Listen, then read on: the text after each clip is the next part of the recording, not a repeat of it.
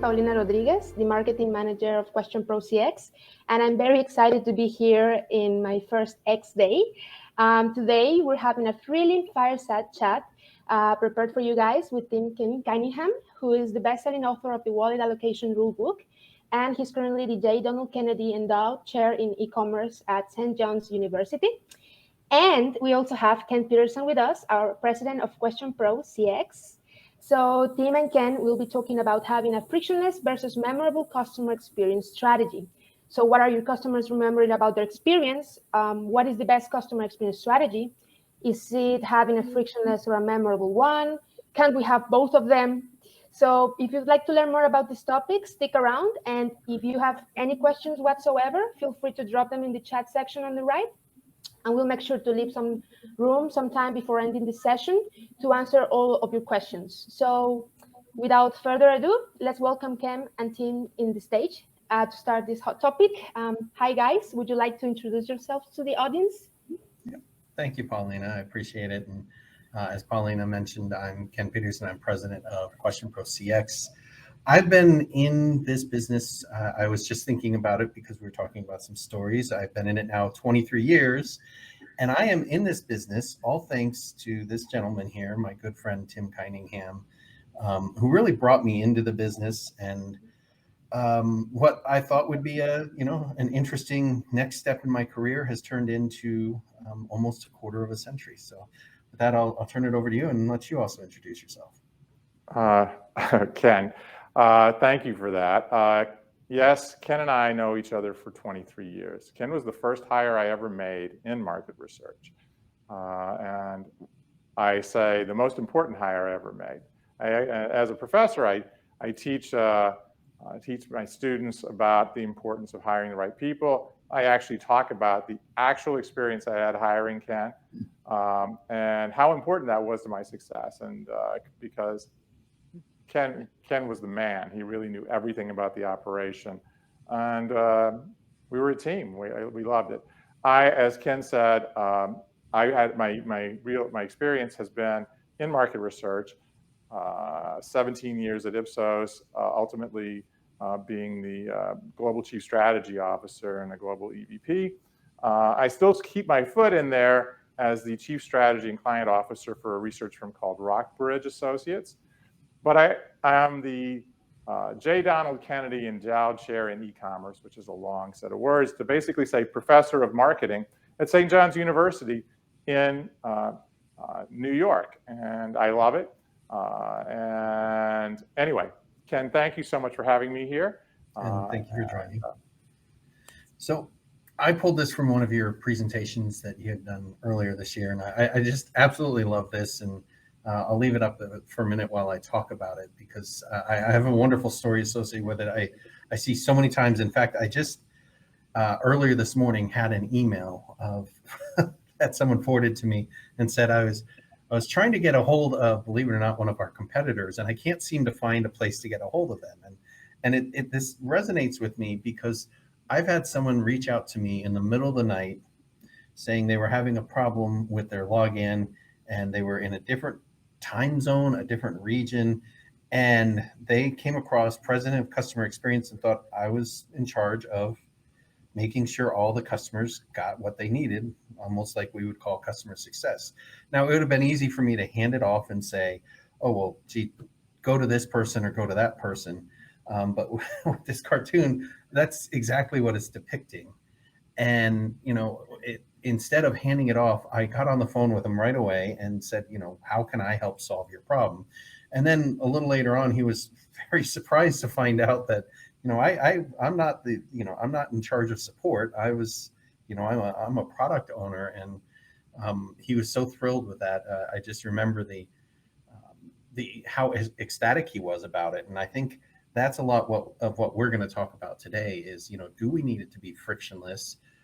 Or is it going to be, do you have to be perfect every time? Because I can tell story after story of where things went wrong and how when they made it right, they made it better. And when we talk about this, you had this quote, customer experience is the new marketing, and it truly is. So I guess with that, I will say, is friction bad for the customer experience? That's a loaded question, Ken, because basically you're asking what kind of experience are we supposed to have, all right? And there's two basic competing ideas out there. One is we're going to have the most memorable experience possible, and clearly that's important, right? And that is kind of typified by this great book, The Power of Moments, by Chip Heath and Dan Heath, right? And they also have written some other great books, one Made to Stick, which is another wonderful book. I'm going to promote them. And then there's the other side that says, no, customers don't really want that. They want to focus only on an effortless experience. And you see that by measuring the customer effort score and things like that. And so, really what they mean is, by effortless, they mean no friction at all. And let me be clear, there's nothing wrong with that strategy, right? There's a place for that strategy. Whereas the Chip and Dan Heath book is really about making memories. Now, let's talk about friction, because that was your question, Ken. Yeah. Is it bad to have a friction experience? Well, if you look on, if you go and Google around, you'll see a bunch of stuff that says the best thing is to have no friction, right? No friction. Everybody should have, the complete guide to a frictionless experience or whatever. And there's no doubt there's truth to that, right? Because just like Ken was saying, I like this cartoon too, Ken. I like this when we just talk about friction that actually makes no sense. Being on hold forever, right? Or having to fill out forms with identical information, that kind of stuff. Those are all bad. We all can agree that that's bad. But the thing is, there actually is some research on this. I mean, scientific research. Now, I didn't do it, but it was done by some people I know very well in the field, and they're very good researchers. And they looked and they said, hey, how does the customer effort score, which is one measure of this frictional experience, how does that actually relate to repurchasing behavior, either at the firm level or at the customer level? And they found it to do quite poorly, right? That's why it's in that lower left-hand part of that quadrant. So clearly there's more going on here. That doesn't mean that we shouldn't have frictionless experiences. I want to be very clear. And no scientific research has everything. But, let's all agree, in general, friction is bad, right? Friction is bad. Nobody really, if we can make it as smooth as possible for most things, that works for us. However, it's not always true. It's not always true, right? So when Ken comes up to New York with me and we try to get tickets to Hamilton, we're going to have a tough time doing that, right? Ken's going to have to plan that well in advance. And that was pre-COVID, and but ultimately that's still going to be a hard ticket to get. Part of what makes the experience great is it is a hard ticket to get. It's a signal to us it's a great thing. When we go on an excursion vacation, getting there can be quite a bit of work, right? But that still makes it more memorable, right? Because we had to put the effort in to get there. And I don't know if you've ever eaten at this restaurant. I know I haven't. It's Damon Burrell. It's in New York State, not in New York City. Very, very exclusive restaurant. And if you want to go, it's going to take you 10 years to get in. You have to prepay 10 years in advance for your reservation. And when people go, why would I do that? Well, people do that, because they think that this is going to be the greatest experience ever they've ever eaten at. And this is actually, I saw this on a person's Instagram, they were like, oh my God, I am so grateful to have had the opportunity to eat at this wonderful restaurant, knowing how long the wait list is. So clearly, friction isn't always bad. And for me, I was supposed to make it something more general. My wife loves IKEA. My son really loves IKEA. And I love IKEA too, but it took me a while to love IKEA, but they're all about it. And you can't describe IKEA as a frictionless experience, right? So for me, walking through an IKEA, when I first went in, I get kind of claustrophobic. And when Ken and I would travel, Ken doesn't know this, But the first thing I always look for are where are the exits and how many rows are they and how do I get out of this plane if anything happens. That's the first thing I do. And in IKEA, once I'm in, I'm like, okay, what happens if something goes wrong? I'm trapped. I don't know how to get out of here. And it took me a long time to get over that.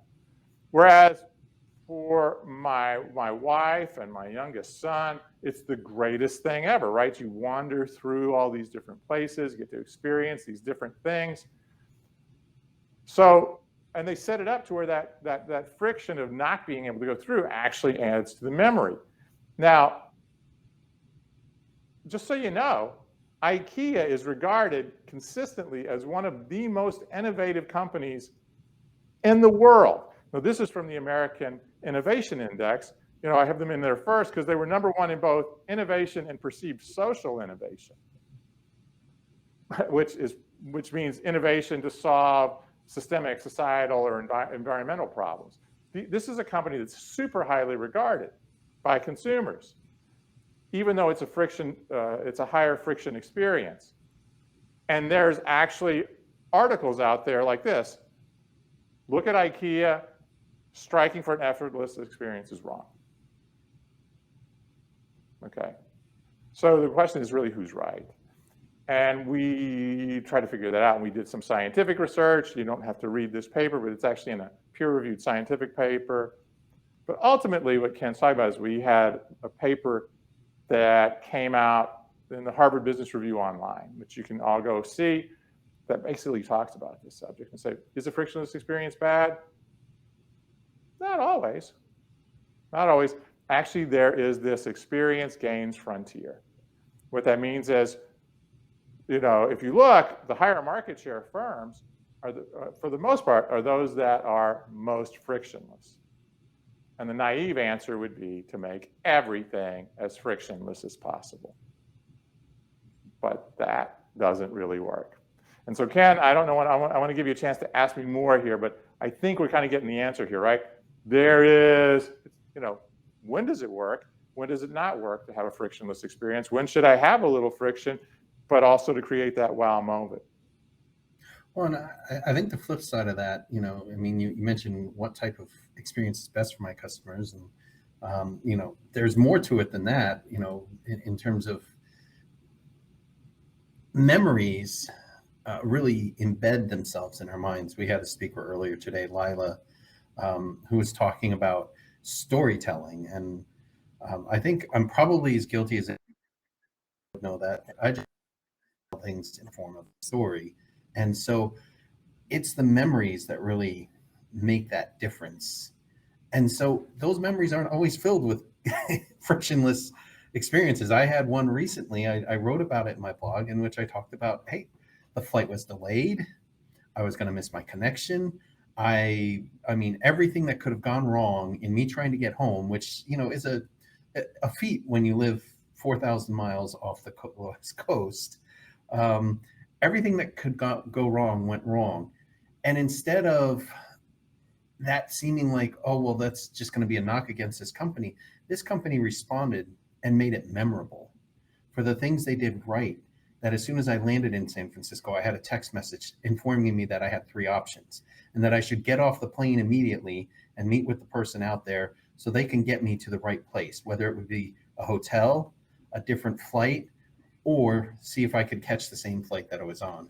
And it really made a huge difference for me. And Ken, you're talking about several things here all at once that I totally agree with. The first is, this is something that's a stressful, highly important experience, right? And so when it's a stressful, highly important experience, you need people to make your life work. Now, let's be clear, had everything gone right? Had everything gone right, that would have been awesome, right? You would have been like, okay. And, let's say you could have just gone to sleep when you got on the plane and then woken up as you got off and you were refreshed and everything. That would have been great too, right? Your bags are there, everything works. Perfect. But things are rarely perfect. And frequently things fall apart. And when they do fall apart, Well, you now need a service recovery strategy that is enormously memorable, right? Because if you don't have that, well, the memory you have is, boy, they don't care about me. But the reverse is true also. Now you're sitting here telling hundreds of people right now about an experience you had flying on a plane, and it's in a good way, right? And so, there's no question that when things fail, you have to have a memorable experience, right? And that's actually going to clearly increase your what we call affective commitment, the love level of commitment. You're not doing it because you feel some calculative reason to do it. You're doing it because they have actually cared about you as a human being. Now, there's another way we need to think about memorable and frictionless, though, that doesn't have to do with failure. And that is, where am I on the brand continuum, right? What kind of a brand am I, which is what you're showing up here and what we kind of feature in the Harvard Business Review article, right? So we have this 4-quadrant matrix. And on the x-axis, we have basically a continuum from frictionless to memorable. And then we want to say, okay, well, what's the market share of these different firms, right? Because most of the time when you fly on an airline, you're not flying because it's the most memorable experience. Let's just be honest. Okay, that's not why we're doing it. And so the question really becomes, what kind of brand are you actually out there? And what we found is there's a lot of brands in the upper left, the bottom left, and the bottom right, but not very many brands in the upper right. Now, that doesn't mean there aren't any. Disneyland exists for a reason, right? But if somebody comes and tells you your company needs to be Disneyland, the answer is that's not going to happen, right? Because that's not how most of us compete. And so when we think about what strategy works best and where do firms tend to fall on this frictionless, memorable continuum, the first thing, let's talk about this upper left quadrant. These are what we call the mass market brands. And you can think of McDonald's or Uber or Amazon, something like that, right? And there, the real goal is to make that strategy, to make the experience as frictionless as possible. How do I get in and out of a McDonald's quickly? Now, that doesn't mean the food can't taste good. And that doesn't mean that people shouldn't be nice to me. They should always be nice to you. But we're using these to avoid frictioned experiences, right? Amazon works because you don't have to leave your house. And also it has a lot of stuff, right? So I can find what I want easily and I can get it to my house. It's a frictionless experience. And for them, gaining market share, really, if they have to make the choice, they need to make sure they don't make people upset and they make sure that the system works so that they don't have to intervene to make a memorable experience out of a terrible one. That's how your market share will grow. Convenience brands are those that were at that lower left quadrant. And you can think of, Wawa or Do It Best or Ryanair or something like that, right? There, you still want to be frictionless. Now, you have more leverage, right? Because you're a smaller firm. You should, so you need to be more memorable than these mass market brands. Because Wawa is clearly more memorable than a big supermarket. At the same time, you can't make it, you're not a destination store. They're not coming to you to say, oh, I want to spend my whole life here. That's not how it is. So you need to pivot more to the frictionless side than to the memorable side. At the same time, making sure that experience is a high quality one. Now, boutique brands are the ones we tend to think of as highly memorable, right? So when you go to a Pottery Barn or a Wegmans or a Grainger, these companies compete by actually making that an immersive experience. And as an immersive experience, life is great, right? You go in and say, wow, how come every place can't be like this? Well, the reason is, there's several reasons. One is, when my wife goes to Pottery Barn, which she loves, she's staying there a long time. And she's going to keep coming back and figure out what she wants. It's an experience, kind of like what IKEA is trying for, except IKEA is a higher market share brand, right? Where you're like, we want you in there. We want you to picture yourself in there. There, friction isn't your enemy in the sense of friction, whereas it's not so easy. Friction that actually makes it easier for you to experience the brand or enhance it. When you reduce friction, in this case, only to help you become more immersed in the experience. And the last kind, that quadrant at the upper right, where you clearly have them, you have IKEA, you have Lego, you have Disney, Walt Disney Parks, Disney World, all that. Now, those are unique brands. And there isn't even a term for them. We tried to figure out what that term is. We call them gravity brands because basically, they have such pull that they can, and they're so unique that they can have high market share while being very, very highly immersive. And these memorable experiences, though, require a lot of training, a lot of high quality experience components, and enhanced physical environments typically to make that work. So there isn't really a one size fits all. And I don't want you to think that, to be a gravity brand, you can have terrible experiences, right? Or that as a convenience brand, you should always, you should never have a memorable experience. That's not true. But what we're talking about is a general rule of thumb. The general rule is those on the left, the convenience, the more mass market, they are going to be more focused on reducing friction. And those on the right are going to be more focused on immersive, wonderful storytelling, memorable experiences. And there's a place for all of us to play and to compete successfully, thinking of the world this way. And it's almost like it's not beneficial to be further up and top right, like most of these matrices that we see. It's okay if you're actually centered because you're appealing to more if you're, centered in one of those and not too far from the other. Exactly. This is really about competitive strategy, right? Competitive strategy is why you, right? If you're exactly the same as everybody else, then the only thing you get to compete on is price or location. Well, even then, that would not make you exactly the same anymore, right? So just imagine two stores offering the same product, same service next door to each other. It becomes very clear, price becomes the play. And obviously that's overly simplified. But what we're trying to make sure happens is that we are able to win. Now, that's a great question. How do these strategies impact customer commitment? That's a really good question, Ken. And now I'm going to sound like an academic, and I don't want to sound too much like an academic. But let's make it really simple. Then say there's a few types of commitment that really matter. And one type of commitment we call affective commitment, and that's that I love the brand. I really, really love it.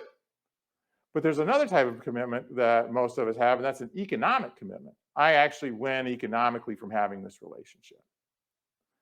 There's another type of commitment that you actually don't think about a lot, but actually matters tremendously, and that is a habitual commitment.